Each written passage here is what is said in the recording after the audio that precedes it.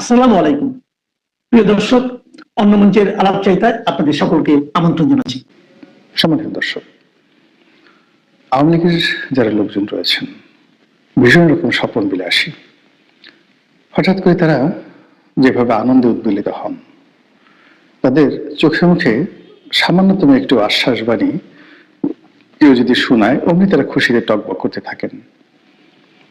আবার অন্যদিকে যদি আকাশে একটু মেঘ দেখা দেয়, কোনোদিন যদি কোনো পাখি গান না গায়, কোনো গাছের পাতা না ঝরে পড়ে যায়, তাদের মন খারাপ হয়ে যায়। এটা খুবই স্বাভাবিক। কেন? গত 15টি বছর তো একদিন দুই দিন নয়, 15টি বছর প্রকৃতি তাদেরকে অবারিত কতগুলো সুযোগ দিয়েছিল। রাষ্ট্র ক্ষমতা, ব্যবসা বাণিজ্য, প্রভাব প্রতিপত্তি, সমাজে যখন যা ইচ্ছা করার যে অবারিত তাদের যে ক্ষমতা, এটি ভোগ করতে করতে করতে করতে তারা ধরে নিয়েছিল যে এভাবে আসলে জীবন যাবে। তারা নিজেদেরকে সৌভাগ্যবান ভাবত। অনেকে যারা ধর্মকর্ম করতো তারা আল্লাহকে ধন্যবাদ জানাতো। তাদের একটা বিরাট অংশ তারা শেখ হাসিনার প্রতি ভীষণ রকম কৃতজ্ঞ ছিল, এবং তারা মনে করতো যে শেখ হাসিনা তাদের জন্য রহমত এবং বরকত। আওয়ামী লীগের অনেক বুড়ো বুড়ো মানুষ যাদের সঙ্গে আমার কথাবার্তা হতো, যারা শেখ হাসিনার সমপর্যায়ের লোক, নিজেদের বাত আছে, মানে বাতের ব্যথা আছে, ব্রঙ্কাইটিস আছে, নিউমোনিয়া আছে, লাঠিতে ভর করে চলে, গলা কাঁপে, থর থর করে কাঁপে। তো এই ধরনের বৃদ্ধ বা বৃদ্ধা আওয়ামী লীগের যারা নেতা এবং নেত্রী, যারা শেখ হাসিনার বয়সী কিংবা শেখ হাসিনার সে সমবয়সী না, অন্তত 7-8 বছর জুনিয়র হবেন, তারাও ভাবতেন শেখ হাসিনা আগামী অন্তত 2041 সাল পর্যন্ত তিনি ক্ষমতায় থাকবেন। বোঝার চেষ্টা করুন, 2041 সনে শেখ হাসিনা ক্ষমতায় থাকবেন এবং তিনি 100 বছর পর্যন্ত প্রধানমন্ত্রী থাকবেন, আরো 15 বছর তিনি প্রধানমন্ত্রী থাকবেন। এইরকম চিন্তা চেতনা, অর্থাৎ 15 বছর কেন, 100 বছর যদি হয়, এখন তার বয়স যদি 78 হয়, তাহলে আরো 22 বছর তিনি রাষ্ট্র ক্ষমতায় থাকবেন। এই ধরনের চিন্তা শুধু না, শতভাগ বিশ্বাস নিয়ে, আস্থা নিয়ে আওয়ামী লীগের লোকজন হেলে দুলে থাকতো এবং শেখ হাসিনার জন্য দোয়া করত। ঠিক এখন একই অবস্থা। যারা পালিয়ে গেছেন, যারা দেশের মধ্যে আছেন, তারা সবাই মনে করেন যে শেখ হাসিনা সুপার লেডি। 78 বছর কোনো বয়স হলো নাকি? যদি ডক্টর মোহাম্মদ ইউনূস একজন সাধারণ মানুষ, নামাজ কালাম পড়েন কিনা আল্লাহ জানেন, হজ উমরা করেছেন কিনা তাও আল্লাহ জানেন, কিন্তু শেখ হাসিনা তো আল্লাহর ওলি। তিনি তাহাজ্জুদ নামাজ পড়েন, কোরআন শরীফ পড়েন, গোপনে দান করেন, খয়রাত দান করেন, হাজার হাজার ছেলে মেয়েকে বিভিন্ন স্কলারশিপ দিয়ে লেখাপড়া করান, তার সমস্ত সহায় সম্পত্তি ট্রাস্টের মাধ্যমে বিভিন্ন মেডিকেল ফ্যাসিলিটিস দিয়ে বহু মানুষকে তিনি চিকিৎসা করান। তার অন্তর কাঁদে মানুষের জন্য। মানুষ পুড়ে গেল, তিনি সঙ্গে সঙ্গে একটি বার্নিং ইনস্টিটিউট করে গড়ে তুললেন, এশিয়ার সবচেয়ে বড় বার্নিং ইনস্টিটিউট তিনি করে তুললেন। এই শেখ হাসিনা, তার প্রতি আল্লাহর দয়া আছে না? তিনি অনেক দিন বেঁচে থাকবেন, আবার ক্ষমতায় আসবেন, আবার সানাই বাজবে, নহবত বাজবে। এই ধরনের চিন্তা করে করে কত মানুষ যে চোখের পানি ফেলেন, কত মানুষ যে দোয়া করেন, তার খোঁজ খবর কেবলমাত্র আওয়ামী লীগের লোকজন জানেন। কথার অর্থ এখনো তাদের বিশ্বাস, ভরসা, ভালোবাসা শেখ হাসিনাকে কেন্দ্রিক। ফলে আপনি যদি শেখ হাসিনাকে নিয়ে কোনো ইতিবাচক কথা বলেন,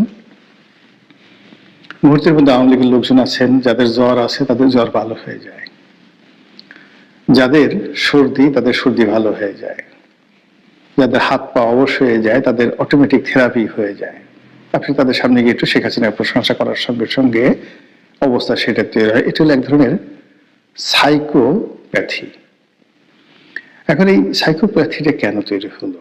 তৈরি হলো এই কারণ যে, ওই যে বললাম, 15টি বছর তাদের অর্থ, বিত্ত, মান, সম্মান, মর্যাদা সবকিছুর জন্য তারা মনে করে শেখ হাসিনাই দায়ী।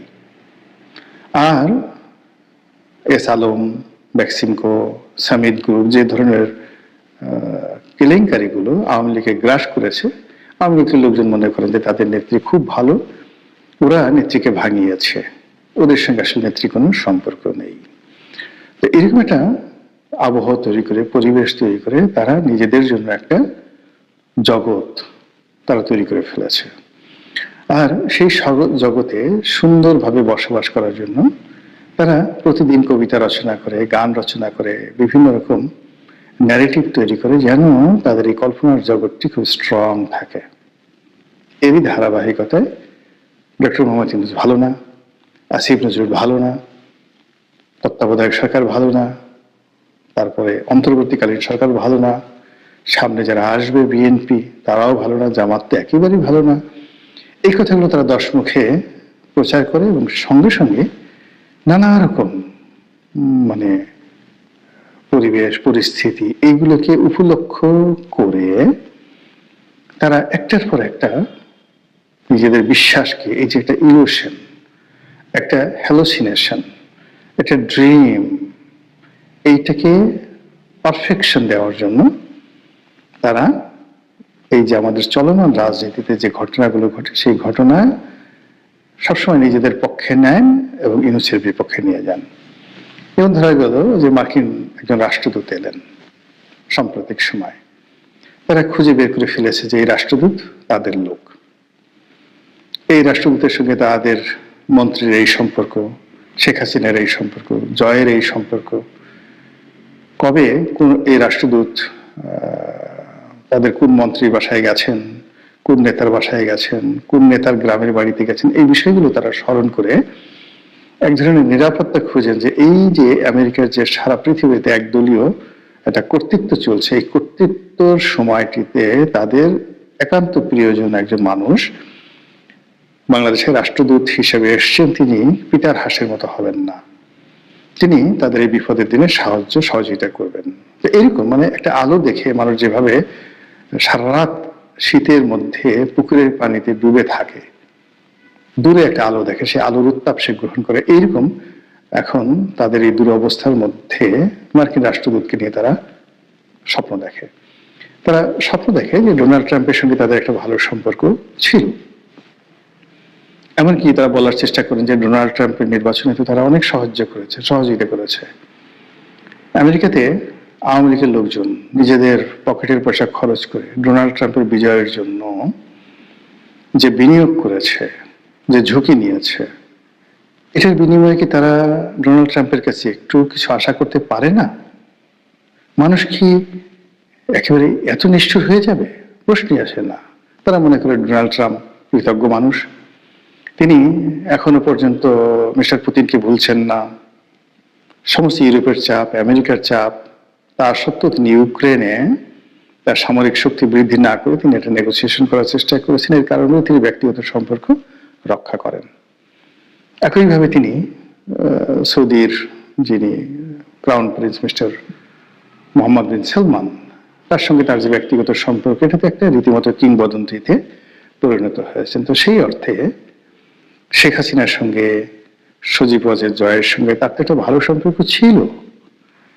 তারপরে ওই সূত্রে মিস্টার পুতিনের সঙ্গে, সজীব ওয়াজেদ জয়ের সঙ্গে, পুতুলের সঙ্গে, শেখ হাসিনার সঙ্গে, তারপরে শেখ রেহানার সঙ্গে, রূপন্তীর সঙ্গে, ববির সঙ্গে, টিউলিপ সিদ্দিকির সঙ্গে মস্কোতে যে মিস্টার পুতিনের দহরম মহরম সম্পর্ক ছিল, এটা তো ওপেন সিক্রেট, আওয়ামী লীগের লোকজন এটা জানে, এবং এটা নিয়ে তারা কি কিছু আশা করতে পারে না?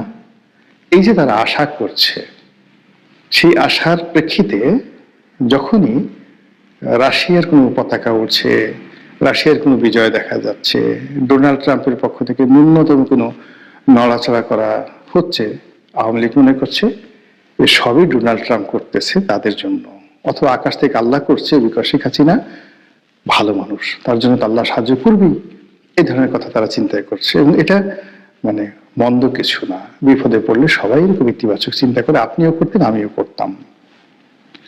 তো এরই ধারাবাহিকতায় সাম্প্রতিক সময় মার্কিন যুক্তরাষ্ট্র থেকে দুজন কূটনীতিবিদ এসছেন, মিস্টার ডক্টর মোহাম্মদ ইউনূস ওনার সঙ্গে দেখা সাক্ষাৎ করার জন্য। এখন আওয়ামী লীগের লোকজন বলছে যে তারা আসছে মূলত ডক্টর ইউনূসকে টাইট দেওয়ার জন্য। কি টাইট? আওয়ামী লীগকে নিয়ে নির্বাচন করতে হবে। তো এখন দেখেন নির্বাচনের আছে মাত্র 3 সপ্তাহ। এই সময় আওয়ামী লীগকে কিভাবে রিকনসিলিয়েশনের আওতায় আনবে, কিভাবে আওয়ামী লীগকে একটা ফ্লোর দিবে, কিভাবে কি করবে, এটা তো সম্ভব না। কিন্তু ওই যে আওয়ামী লীগের লোকজন বলছে যে না, ট্রাম্প চাইলে সবকিছু হতে পারে, দরকার হলে আবার রিশিডিউল হবে, আবার নতুন করে ঘোষণা হবে, এই ইলেকশনের ডেট বাদ হয়ে যাবে, নানা রকম কথাবার্তা। এবং এই কথার ভিতরে আদৌ কোনো সত্য তথ্য আছে কিনা কিংবা কোনো সম্ভাবনা আছে কিনা ডাজ নট ম্যাটার। ম্যাটার হলো এই ধরনের কথা বলে আওয়ামী লীগের লোকজন শান্তি পাচ্ছে, এই সকল কথা শুনে তারা তৃপ্তি পাচ্ছে, আর এই ধরনের জিনিস প্রচার করে তারা মনে করছে যে এটা তাদের একটা বিরাট সফলতা। বিপদের সময় মানুষের এরকম হয়। ওয়ান্স আপন এ টাইম বিএনপি যখন খারাপ সময় গেছে, তখন ওই যে মুশফিক ফজল আনসারী, সে হোয়াইট হাউসের যে প্রেস ব্রিফিং সেখানে উপস্থিত হতো, ইংরেজিতে সে প্রশ্ন করত, তারপরে ওই যারা লোকজন আছে তারা মুশফিক বলে নাম উচ্চারণ করতো। এই দৃশ্য দেখে বিএনপির লোকের কি আনন্দ যে ইস, মুশফিক যা করছে, সে পুরো আমেরিকান প্রশাসন তাদের পক্ষে নিয়ে আসছে, কাজেই যখন সুসময় আসবে মুশফিককে এই কাজ করা হবে। তো ওই সময়টিতে আওয়ামী লীগের জমানাতে আমেরিকাকে কেন্দ্র করে মুশফিক ফজল আনসারীর কর্মকাণ্ডকে আওয়ামী লীগ যেভাবে নিত, এখন আমেরিকা, ডোনাল্ড ট্রাম্প, তার পররাষ্ট্রমন্ত্রী, তার ভাইস প্রেসিডেন্ট, বাংলাদেশে নিযুক্ত রাষ্ট্রদূত কিংবা দক্ষিণ এশিয়া বিষয়ক যে কোনো কূটনীতিবিদ কিংবা পররাষ্ট্র মন্ত্রণালয়, যেটাকে ওরা স্টেট ডিপার্টমেন্ট বলে, সেখানকার কোনো কর্তা ব্যক্তি যখনই বাংলাদেশে আসে আওয়ামী লীগের লোকজন স্বপ্ন দেখে, এই বুঝি আবার তাদের নেত্রীর জয়গান শুরু হলো, এই বুঝি তাদের নেত্রী ফিরে এলো, এই বুঝি তাদের আবার সেই মানে জয় বাংলা জয় বঙ্গবন্ধু স্লোগান চালু হয়ে গেল, আবার সেই সুখের স্বপ্ন। এভাবেই সময় চলে যাচ্ছে। সময়ের নিয়ন্ত্রণ আল্লাহর হাতে। ক্ষমতার মালিক তিনি, যাকে ইচ্ছে তাকে ক্ষমতাশালী করেন, যাকে ইচ্ছে তাকে তিনি ক্ষমতা থেকে টেনে হিসড়ে নামান। কাজেই এখন যারা ক্ষমতায় আছেন, আগামীতে যারা ক্ষমতায় আসবেন, এই সমন্বয়টা মহান আল্লাহ রাব্বুল আলামিন কিভাবে করবেন সেটাই দেখার বিষয়। মুহূর্তে আপনাদের সামনে কথা বলতে এসেছি, নতুন অন্তর্বর্তী সরকার আসবে, আওয়ামী লীগ নির্বাচনে যাবে। আপনারা দেখতেই পাচ্ছেন যে একটি সাজানো গোছানো একটা পাতানো নির্বাচন করবার ষড়যন্ত্র দেশে চলমান, এবং এই ষড়যন্ত্রটা শেষ পর্যন্ত চলতে থাকবে। কারণটা হচ্ছে এই যে গত 1.5 বছরে যে দেশের যে 12টা বাজিয়েছে, আওয়ামী লীগের যে 12টা বাজিয়েছে, এই সরকার যদি একটা নিরপেক্ষ এবং সব দলের অংশগ্রহণে নির্বাচন করে, তাহলে আপনি নিশ্চিত থাকতে পারেন যে আওয়ামী লীগ ক্ষমতা আসবে। কারণ গত 1.5 বছরে আওয়ামী লীগ বিপুল জনপ্রিয়তা, আমরা এই কথাগুলো বারবার বলছি। 24 অগাস্টে যখন আওয়ামী লীগের পতন হলো, আওয়ামী লীগের কিন্তু কোনো জনপ্রিয়তা ছিল না। সেই সময় জনপ্রিয়তা একদম শূন্যের কোঠায় নেমে গিয়েছিল। শূন্যের কোঠায় নামবার কারণে আওয়ামী লীগ যদি ওই সময় একটা নিরপেক্ষ নির্বাচন দিত, 30টা আসন পেত কিনা সন্দেহ ছিল। কিন্তু গত 1.5 বছরে মানুষ দেখছে যে না, আওয়ামী লীগ ভালো ছিল। এই 1.5 বছরের বিএনপি জামাত সমর্থিত ইউনূস সরকার, সেনা সমর্থিত ইউনূস সরকার, সবার সমর্থিত ইউনূস সরকার কি দিচ্ছে, কি দিয়েছে? কিছু দেয়নি, এবং আসছে সরকারও কিছু দেবে না, এটি মানুষ ইতিমধ্যে বুঝে গেছে। এবং আরেকটি বিষয় যে এই সরকার সব দলের অংশগ্রহণে নিরপেক্ষ নির্বাচন দেবে না, তাহলে তাদের পিঠের চামড়া থাকবে না। যে কারণে পালানোর জন্য হলেও একটি পাতানো নির্বাচন তাদের দিতে হবে, এবং দিয়ে ইউনূস এবং উপদেষ্টা পরিষদের সদস্যদের পালিয়ে যেতে হবে। কাজেই ইউনূস যখন একটি নির্বাচন দেবে না অন্তর্ভুক্তিমূলক কিংবা নিরপেক্ষ নির্বাচন, তখন কিন্তু বারবার একটি নতুন অন্তর্বর্তী সরকারের প্রশ্ন আসছে এবং এটা বলতে পারেন যে 2006 সালের 7 সালের সেই 111 সরকারের মতো একটি সরকারের প্রশ্ন অনেকদিন ধরেই প্রশ্নটা আছে। আবার নতুন করে গতকালকে নয়াদিল্লিতে এমন একটি প্রশ্ন এলো যে বাংলাদেশে যদি নতুন কোন অন্তর্বর্তী সরকার দায়িত্ব নেয় এবং তারা সুষ্ঠু ও অবাধ নির্বাচনের পরিবেশ নিশ্চিত করে, তাহলে আওয়ামী লীগ নির্বাচনে অংশ নিতে প্রস্তুত রয়েছে বলে দলটির নেতাদের পক্ষ থেকে ঘোষণা দেওয়া হয়েছে। একই সঙ্গে দলের পক্ষ থেকে জানানো হয় মোহাম্মদ ইউনূসের নেতৃত্বাধীন বর্তমান অন্তর্বর্তী সরকারের অধীনে অনুষ্ঠিত কোনো নির্বাচনে আওয়ামী লীগ অংশ নেবে না। তাদের মতে এই সরকারের অধীনে সুষ্ঠু, অবাধ ও গ্রহণযোগ্য নির্বাচন সম্ভব নয়। এটি ওয়াইজ ডিসিশন। আমি আগেই বলেছি যে ইউনূস সরকার অন্ততপক্ষে, ইউনূস পরিষদ অন্ততপক্ষে এমন নির্বাচন উপহার দেবে না যে নির্বাচনে আওয়ামী লীগের বক্সে ভরিয়ে দিল জনগণ ভোট দিয়ে, সেই নির্বাচন করে নির্বাচিত হওয়ার সুযোগ আওয়ামী লীগকে অন্ততপক্ষে দেবে না। কারণ পিঠের চামড়া থাকবে না। এই পিঠের চামড়া থাকতে হলেও, এই পিঠের চামড়া বাঁচাতে হলেও আওয়ামী লীগকে বাদ দিয়ে একটি অগ্রহণযোগ্য নির্বাচন করতে হবে এবং সেই দিকেই যাচ্ছে ইউনূস সরকার। শনিবার 17 জানুয়ারি ভারতের রাজধানী নয়াদিল্লিতে আয়োজিত এক সংবাদ সম্মেলন থেকে এ কথা জানান বাংলাদেশ আওয়ামী লীগের জ্যেষ্ঠ নেতা ও সাবেক পররাষ্ট্রমন্ত্রী হাসান মাহমুদ। সংবাদ সম্মেলনে তার সঙ্গে ছিলেন সাবেক শিক্ষামন্ত্রী মহিবুল হাসান চৌধুরী ও অ্যাক্টিভিস্ট আইনজীবী নিঝুম মজুমদার। 2024 সালের জুলাই আগস্টে বাংলাদেশের রাজনৈতিক অস্থিরতা নিয়ে জাতিসংঘের মানবাধিকার কমিশনের কার্যালয়ে যে রিপোর্ট পেশ করেছিল তার মধ্যকার বিভিন্ন অসঙ্গতি তুলে ধরতেই মূলত এই সাংবাদিক সম্মেলনের আয়োজন করা হয়। স্থানীয় সময় সন্ধ্যা 6টা থেকে শুরু হওয়া সংবাদ সম্মেলন চলে প্রায় দীর্ঘ 2 ঘন্টা। এ সময় তারা নিজেদের বক্তব্য তুলে ধরার পাশাপাশি দিল্লির সাংবাদিকদের নানা প্রশ্নেরও জবাব দেন। সংবাদ সম্মেলনে জানানো হয়, জাতিসংঘের মানবাধিকার কমিশনের রিপোর্টে তথ্যগত, আইনগত ও পদ্ধতিগত ভুল ভ্রান্তি হয়েছে বলে মনে করছে আওয়ামী লীগ। পাল্টা যুক্তি দিয়ে এসব বিষয় তুলে ধরেন দলটির নেতারা। আইনগত বিষয়গুলো ব্যাখ্যা করেন ইন্টারন্যাশনাল ক্রাইম রিসার্চ ফাউন্ডেশনের লিগ্যাল টিমের প্রধান ব্যারিস্টার নিঝুম মজুমদার। প্রসঙ্গত, জাতিসংঘের ওই রিপোর্টে গত বছর জানানো হয়েছিল 2024 সালের 1 জুলাই থেকে 15 আগস্টের মধ্যে বাংলাদেশে অন্তত 1400 মানুষ নিহত ও হাজার হাজার মানুষ আহত হয়েছে বলে তাদের অনুসন্ধানে বের হয়ে এসেছে। তবে দিল্লি সংবাদ সম্মেলন থেকে ইন্টারন্যাশনাল ক্রাইম রিসার্চ ফাউন্ডেশনের দাবি এই তথ্য সম্পূর্ণ ভিত্তিহীন। এই সংখ্যার ভেতর অনেক গরমিল আছে বলে যেমন তারা মনে করছেন, তেমনি বিক্ষোভকারীদের হাতে শত শত পুলিশ কর্মী নৃশংস হত্যা ও খুনের ঘটনা রিপোর্টে খাটো করে দেখানো হয়েছে বলেও তাদের দাবি। বস্তুত আন্দোলনের মুখে ক্ষমতাচ্যুত হওয়ার পর গত 1.5 বছরের মধ্যে এটাই ছিল ভারতের রাজধানীতে আওয়ামী লীগের কোন নেতাদের প্রথম প্রকাশ্য সাংবাদিক বৈঠক। যাই হোক, আওয়ামী লীগ নেতাদের বলা যায় এটি প্রথম সংবাদ সম্মেলন। শুধু নয়াদিল্লিতে নয়, সারা পৃথিবীতেই মনে হয় এই প্রথম একটি সংবাদ সম্মেলনে এসে কথা বলেছেন। জুলাই আগস্টের হত্যাকাণ্ড নিয়ে কথা বলেছেন আগামী নির্বাচন নিয়ে, এবং এই যে আসছে নির্বাচন, এই নির্বাচনটি যে অবাধ হবে না, সুষ্ঠু হবে না, এটি বলেছেন। এর আগে নির্বাচিত প্রধানমন্ত্রী শেখ হাসিনা সবসময় সংবাদ মাধ্যমকে সাক্ষাৎকার দিচ্ছেন এবং সাক্ষাৎকারে তিনি বিভিন্ন কথা বলেছেন।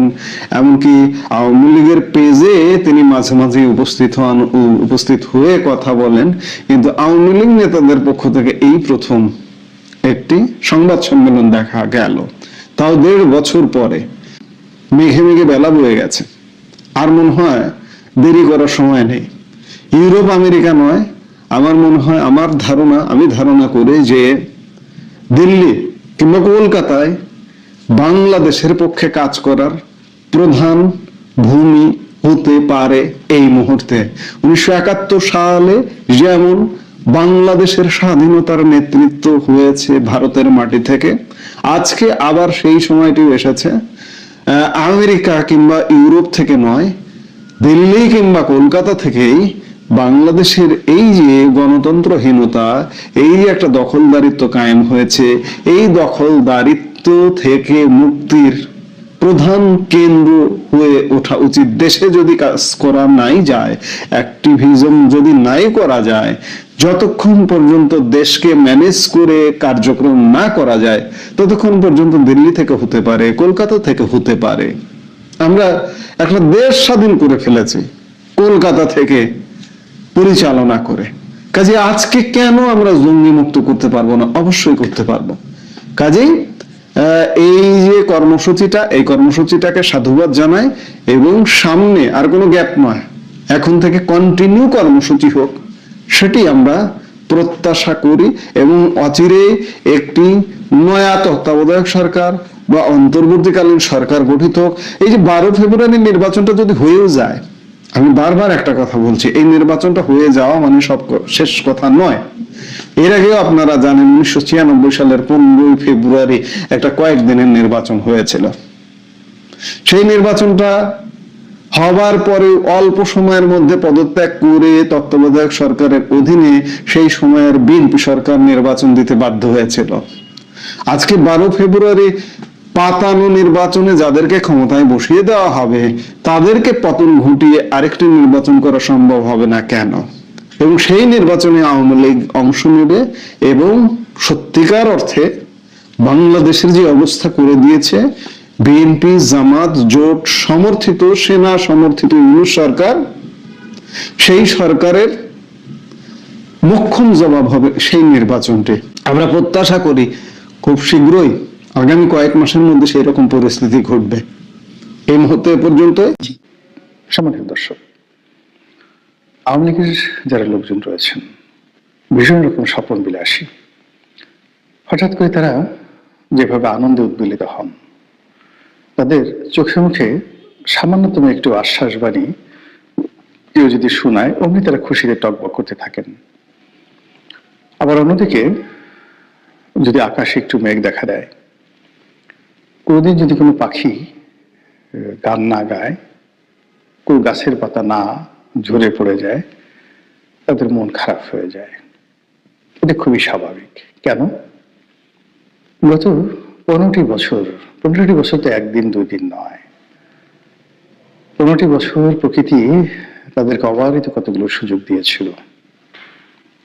রাষ্ট্র ক্ষমতা, ব্যবসা বাণিজ্য, প্রভাব প্রতিপত্তি, সমাজে যখন যা ইচ্ছা করার যে অবারিত তাদের যে ক্ষমতা, এটি ভোগ করতে করতে করতে করতে তারা ধরে নিয়েছিল যে এভাবে আসলে জীবন যাবে। তারা নিজেদেরকে সৌভাগ্যবান ভাবত। অনেকে যারা ধর্মকর্ম করতো তারা আল্লাহকে ধন্যবাদ জানাতো। তাদের একটা বিরাট অংশ তারা শেখ হাসিনার প্রতি ভীষণ রকম কৃতজ্ঞ ছিল, এবং তারা মনে করতো যে শেখ হাসিনা তাদের জন্য রহমত এবং বরকত। আওয়ামী লীগের অনেক বড় বড় মানুষ যাদের সঙ্গে আমার কথাবার্তা হতো, যারা শেখ হাসিনার সমপর্যায়ের লোক, নিজেদের বাত আছে, মানে বাতের ব্যথা আছে, ব্রঙ্কাইটিস আছে, নিউমোনিয়া আছে, লাঠিতে ভর করে চলে, গলা কাঁপে, থরথর করে কাঁপে। তো এই ধরনের বৃদ্ধ বা বৃদ্ধা আওয়ামী লীগের যারা নেতা এবং নেত্রী, যারা শেখ হাসিনার বয়সী কিংবা শেখ হাসিনার সে সমবয়সী না, অন্তত 7-8 বছর জুনিয়র হবেন, তারাও ভাবতেন শেখ হাসিনা আগামী অন্তত 2041 সাল পর্যন্ত তিনি ক্ষমতায় থাকবেন। বোঝার চেষ্টা করুন, 2041 সনে শেখ হাসিনা ক্ষমতায় থাকবেন এবং তিনি 100 বছর পর্যন্ত প্রধানমন্ত্রী থাকবেন, আরো 15 বছর তিনি প্রধানমন্ত্রী থাকবেন। এইরকম চিন্তা চেতনা, অর্থাৎ 15 বছর কেন, 100 বছর যদি হয়, এখন তার বয়স যদি 78 হয়, তাহলে আরো 22 বছর তিনি রাষ্ট্র ক্ষমতায় থাকবেন। এই ধরনের চিন্তা শুধু না, শতভাগ বিশ্বাস নিয়ে, আস্থা নিয়ে আওয়ামী লীগের লোকজন হেলে দুলে থাকতো এবং শেখ হাসিনার জন্য দোয়া করত। ঠিক এখন একই অবস্থা। যারা পালিয়ে গেছেন, যারা দেশের মধ্যে আছেন, তারা সবাই মনে করেন যে শেখ হাসিনা সুপার লেডি, 78 বছর কোনো বয়স হলো নাকি? যদি ডক্টর মোহাম্মদ ইউনূস একজন সাধারণ মানুষ, নামাজ কালাম পড়েন কিনা আল্লাহ জানেন, হজ উমরা করেছেন কিনা তাও আল্লাহ জানেন, কিন্তু শেখ হাসিনা তো আল্লাহর ওলি। তিনি তাহাজ্জুদ নামাজ পড়েন, কোরআন শরীফ পড়েন, গোপনে দান করেন, খয়রাত দান করেন, হাজার হাজার ছেলে মেয়েকে বিভিন্ন স্কলারশিপ দিয়ে লেখাপড়া করান, তার সমস্ত সহায় সম্পত্তি ট্রাস্টের মাধ্যমে বিভিন্ন মেডিকেল ফ্যাসিলিটিস দিয়ে বহু মানুষকে তিনি চিকিৎসা করান। তার অন্তর কাঁদে মানুষের জন্য, মানুষ পুড়ে গেল, তিনি সঙ্গে সঙ্গে একটি বার্নিং ইনস্টিটিউট করে গড়ে তুললেন, এশিয়ার সবচেয়ে বড় বার্নিং ইনস্টিটিউট তিনি করে তুললেন। এই শেখ হাসিনা, তার প্রতি আল্লাহর দয়া আছে না? তিনি অনেক দিন বেঁচে থাকবেন, আবার ক্ষমতায় আসবেন, আবার সানাই বাজবে, নহবত বাজবে, এই ধরনের চিন্তা করে করে কত মানুষ যে চোখের পানি ফেলেন, কত মানুষ যে দোয়া করেন, তার খোঁজ খবর কেবলমাত্র আওয়ামী লীগের লোকজন জানেন। কথার অর্থ মানে এখনো তাদের বিশ্বাস, ভরসা, ভালোবাসা শেখ হাসিনাকে কেন্দ্রিক। ফলে আপনি যদি শেখ হাসিনাকে নিয়ে কোনো ইতিবাচক কথা বলেন, মুহূর্তের মধ্যে আওয়ামী লীগের লোকজন আছেন যাদের জ্বর আছে, তাদের জ্বর ভালো হয়ে যায়, যাদের সর্দি তাদের সর্দি ভালো হয়ে যায়, যাদের হাত পা অবশ হয়ে যায় তাদের অটোমেটিক থেরাপি হয়ে যায়। আপনি তাদের সামনে গিয়ে একটু শেখ হাসিনার প্রশংসা করার সঙ্গে সঙ্গে অবস্থা সেটা তৈরি হয়। এটা হলো এক ধরনের সাইকোপ্যাথি। এখন এই সাইকোপ্যাথিটা কেন তৈরি হলো? তৈরি হলো এই কারণ যে, ওই যে বললাম 15টি বছর তাদের অর্থ, বিত্ত, মান, সম্মান, মর্যাদা সবকিছুর জন্য তারা মনে করে শেখ হাসিনা এই দায়ী। আর S Alam, Beximco, Summit group যে ধরনের কেলেঙ্কারিগুলো আওয়ামী লীগকে গ্রাস করেছে, আওয়ামী লীগের লোকজন মনে করেন যে তাদের নেত্রী খুব ভালো, ওরা নেত্রীকে ভাঙিয়েছে, ওদের সঙ্গে আসলে নেত্রী কোনো সম্পর্ক নেই।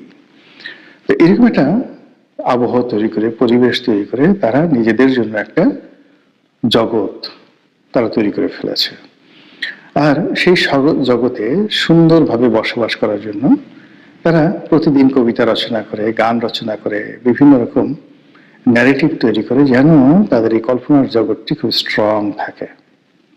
এরই ধারাবাহিকতায় ডক্টর মোহাম্মদ ইউনূস ভালো না, আসিফ নজরুল ভালো না, তত্ত্বাবধায়ক সরকার ভালো না, তারপরে অন্তর্বর্তীকালীন সরকার ভালো না, সামনে যারা আসবে বিএনপি তারাও ভালো না, জামাত তো একেবারেই ভালো না। এই কথাগুলো তারা দশমুখে প্রচার করে এবং সঙ্গে সঙ্গে নানা রকম মানে পরিবেশ, পরিস্থিতি এইগুলোকে উপলক্ষ করে তারা একটার পর একটা নিজেদের বিশ্বাসকে, এই যে একটা ইলুশন, একটা হ্যালোসিনেশন, একটা ড্রিম, এইটাকে পারফেকশন দেওয়ার জন্য তারা এই যে আমাদের চলমান রাজনীতিতে যে ঘটনাগুলো ঘটে, সেই ঘটনা সবসময় নিজেদের পক্ষে নেন এবং ইউনূসের বিপক্ষে নিয়ে যান। যেমন ধরা গেল যে মার্কিন একজন রাষ্ট্রদূত এলেন সাম্প্রতিক সময়, তারা খুঁজে বের করে ফেলেছে যে এই রাষ্ট্রদূত তাদের লোক, এই রাষ্ট্রদূতের সঙ্গে তাদের মন্ত্রীর এই সম্পর্ক, শেখ হাসিনার এই সম্পর্ক, জয়ের এই সম্পর্ক, কবে কোন এই রাষ্ট্রদূত তাদের কোন মন্ত্রীর বাসায় গেছেন, কোন নেতার বাসায় গেছেন, কোন নেতার গ্রামের বাড়িতে গেছেন, এই বিষয়গুলো তারা স্মরণ করে এক ধরনের নিরাপত্তা খুঁজেন যে এই যে আমেরিকার যে সারা পৃথিবীতে একদলীয় একটা কর্তৃত্ব চলছে, এই কর্তৃত্বর সময়টিতে তাদের একান্ত প্রিয়জন একজন মানুষ বাংলাদেশের রাষ্ট্রদূত হিসেবে এসছেন, তিনি পিতার হাসের মতো হবেন না, তিনি তাদের এই বিপদের দিনে সহযোগিতা করবেন। তো এরকম মানে একটা আলো দেখে মানুষ যেভাবে সারা রাত শীতের মধ্যে পুকুরের পানিতে ডুবে থাকে, দূরে একটা আলো দেখে, সে আলোর উত্তাপ সে গ্রহণ করে, এইরকম এখন তাদের এই দুরবস্থার মধ্যে মার্কিন রাষ্ট্রদূতকে নিয়ে তারা স্বপ্ন দেখে। তারা স্বপ্ন দেখে যে ডোনাল্ড ট্রাম্পের সঙ্গে তাদের একটা ভালো সম্পর্ক ছিল। এমনকি তারা বলার চেষ্টা করেন যে ডোনাল্ড ট্রাম্পের নির্বাচনে তো তারা অনেক সহযোগিতা করেছে। আমেরিকাতে আওয়ামী লীগের লোকজন নিজেদের পকেটের পয়সা খরচ করে ডোনাল্ড ট্রাম্পের বিজয়ের জন্য যে বিনিয়োগ করেছে, যে ঝুঁকি নিয়েছে, এটার বিনিময়ে কি তারা ডোনাল্ড ট্রাম্পের কাছে একটু কিছু আশা করতে পারে না? মানুষ কি একেবারে এত নিষ্ঠুর হয়ে যাবে, প্রশ্নই আসে না। তারা মনে করে ডোনাল্ড ট্রাম্প কৃতজ্ঞ মানুষ, তিনি এখনো পর্যন্ত মিস্টার পুতিনকে ভুলছেন না। সমস্ত ইউরোপের চাপ, আমেরিকার চাপ, তা সত্ত্বেও তিনি ইউক্রেনে তার সামরিক শক্তি বৃদ্ধি না করে তিনি একটা নেগোসিয়েশন করার চেষ্টা করেছেন। এর কারণেও তিনি ব্যক্তিগত সম্পর্ক রক্ষা করেন। একইভাবে তিনি সৌদির যিনি ক্রাউন প্রিন্স মিস্টার মোহাম্মদ বিন সালমান, তার সঙ্গে তার যে ব্যক্তিগত সম্পর্ক, এটা তো একটা রীতিমতো কিংবদন্তিতে পরিণত হয়েছেন। তো সেই অর্থে শেখ হাসিনার সঙ্গে, সজীব ওয়াজেদ জয়ের সঙ্গে তার তো একটা ভালো সম্পর্ক ছিল।